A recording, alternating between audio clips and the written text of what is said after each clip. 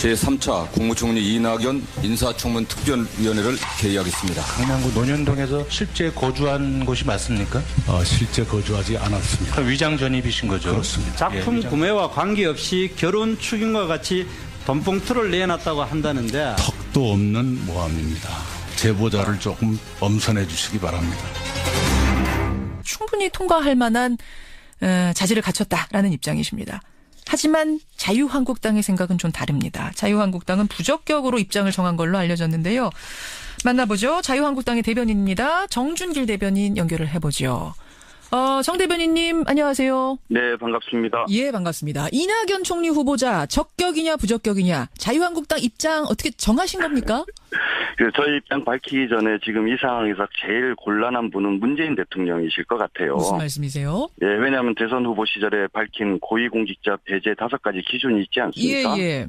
그 가운데에서 이낙연 후보자가 아들 병역 기피 문제, 부인의 그림 관련 세금 탈루 문제, 또 부인과 모친의 위장 전입 문제, 또 모친 부동산 시세 차익 의혹 등 3가지 내지 지금 4가지가 문제가 되고 있지 않습니까? 배제 원칙으로 정한 5가지 중에 3개에서 적게 잡으면 3개, 많게 잡으면 4개나 해당된다. 예. 그러니까는 이런 상황이니까 문재인 후보 대통령께서 나름대로 그 원칙을 천명을 하고 국민들한테 얘기를 했는데 네.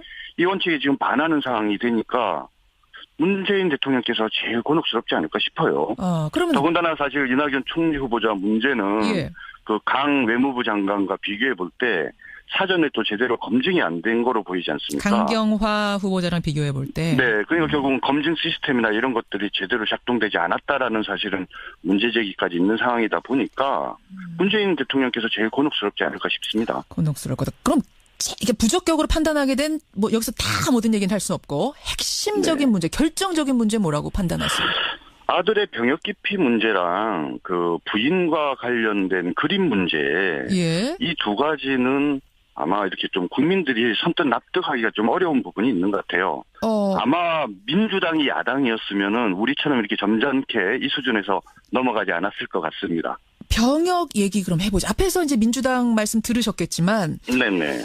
그 병역을 면제받기 위한 진료 기록들은 다 제출을 했다. 별 문제가 없다. 다만 병역이 면제가 확정된 후에 진료 기록이 없는 것은 조심조심 하다 보니까 치료를 받을 이유가 없었고 그 후에 뇌수술을 4번이나 크게 받는 바람에 이런 진료 기록은 다 있다. 이렇게 얘기를 하는데요. 사실 아들은 병역 기피 위에 증여세 탈루 의혹까지 있는 상황인데요. 지금 말씀하신 부분과 관계돼서 자료를 제대로 다 제출한 게 사실인가요? 그 자료가 없어서 제출 안 한 거랍니다. 그러니까 면제를 받은 후에는 아니 면제 조심을 했다. 이전에도요. 그건 다 제출했다고 말씀하시더군요. 고등학교 2학년 때부터 예. 지금 병역 면제 판결을 받기 직전에 수술을 받을 때까지 예. 도대체 자료를 몇 개나 냈습니까? 그것도 부족하다고 보시는 거군요. 그러니까요. 그거 지금 다 냈다 이렇게 하면서 너무 쉽게 넘어가는 것 같은데 제대로 자료가 제출되지 않은 것으로 알고 있어요. 그럼 지금 내놓은 자료만으로는 면제받은 것도 석연치 않다고 보시는 거군요. 그러니까는 우리가 상식적으로 볼 때 어깨 탈골이라는 것이 일상적인 경우는 아니지만 어깨 탈골이 이게 상시적으로 발생하는 사람인 경우에는 여러 차례 발생을 하잖아요. 예. 그런 치료를 계속적으로 받아왔을 텐데 지금 이낙연 총리 말에 따르더라도 고2 때부터 그랬다는 거 아닙니까? 예. 그렇죠. 그러면은 그런 치료 기록이 있을 텐데 또 수술 받고 나서 그 다음에 한 번도 그런 적이 없었는데 조심해서 그랬다 이렇게 설명을 하면. 예. 국민들이 그렇게 선뜻 믿기가 어려울 것 같아요. 그렇게. 더더군다나 그 어깨 탈골은 그 시기에 제일 전형적인 그 병역 기피를 위한 어떤 수단이었다는 것 국민들이 다 잘 알고 있지 않습니까? 그런 걸로 미루어 볼 때. 예, 그런 측면에서 사실 이거를 다 해명됐다 이렇게 여권에서 설명하는 것은 저는 바람직하지 않다고 보고요. 예. 한 가지 더 지적을 하자면 예. 맨 처음에 그 이낙연 후보 측에서 자유한국당에서 자료 제출 요구하니까 어깨 탈골 수술을 받은 적이 없기 때문에 낼 게 없다 이렇게 얘기를 했지 않습니까? 그거 사실 거짓말한 거거든요. 그래요? 그렇죠.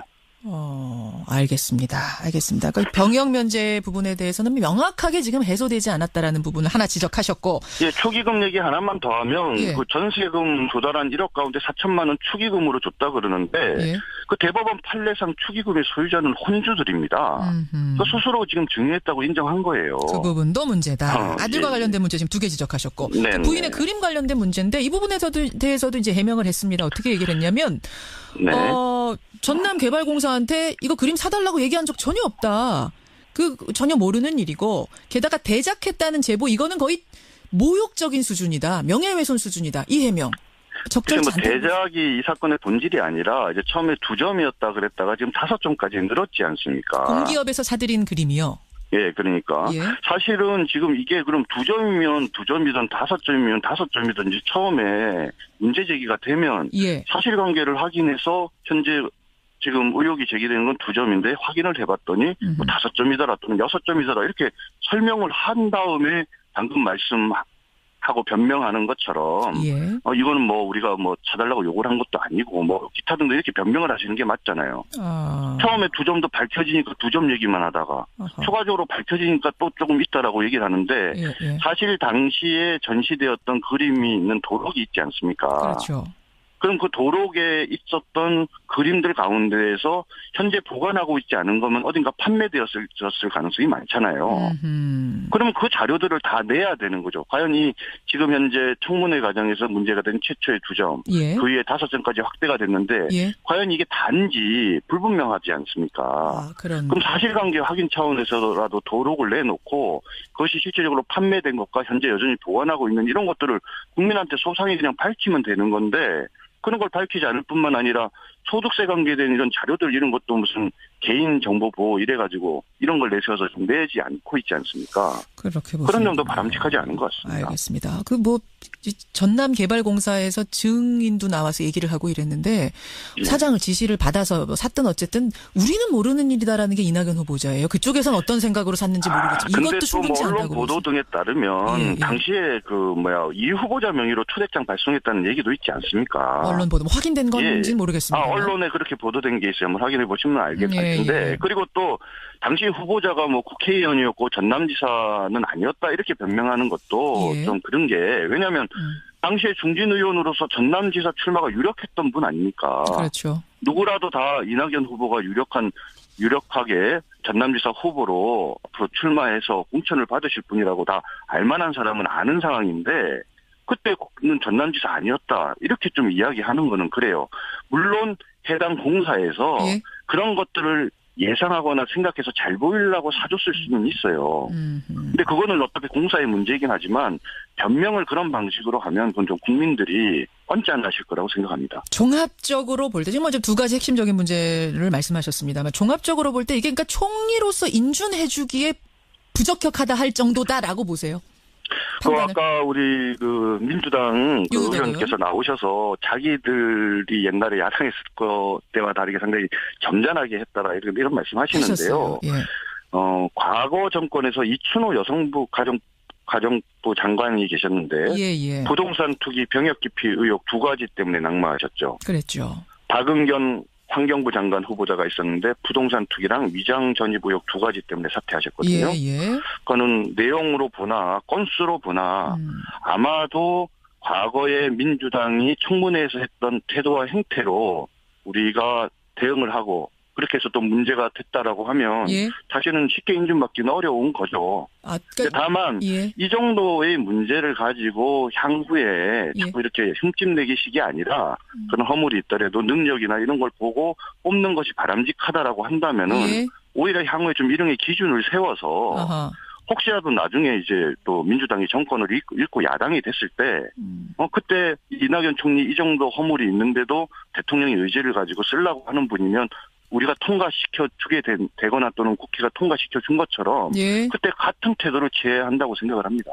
그럼 그런 의미에서 적격적으로 낼 가능성도 있다 이 말씀이세요? 아니죠. 그런 의미를 말씀드린 건 그건 아니죠. 아니고. 당이 내 당이 있으니까. 예. 그러니까 이거를 이제 대응을 하는데 만약에 우리 자유한국당은 반대를 한다라고 했을 때 예. 만약에 과거에 민주당이면은 숫자에서 밀린다고 그냥 쉽게 알겠습니다. 통과시켰겠냐고요. 알겠습니다. 예, 그죠? 여기까지. 하지만 우리는 듣는 다른 당의 것으로. 입장도 존중을 해주고 우리는 우리 당의 입장을 이야기는 할 수 있는 거죠. 자, 민주당이 적격이라고 생각하는 이유 여러분 들으셨고요. 자유한국당이 부적격이라고 생각하는 이유도 들으셨습니다. 다 듣고 청취자들이 판단하시리라 생각합니다. 고맙습니다. 네, 잘 판단해 주시기 바랍니다. 자유한국당 정준길 대변인까지 만났습니다. 제3차 국무총리 이낙연 인사청문 특별위원회를 개의하겠습니다. 강남구 논현동에서 실제 거주한 곳이 맞습니까? 실제 거주하지 않았습니다. 위장 전입이신 거죠? 그렇습니다. 예.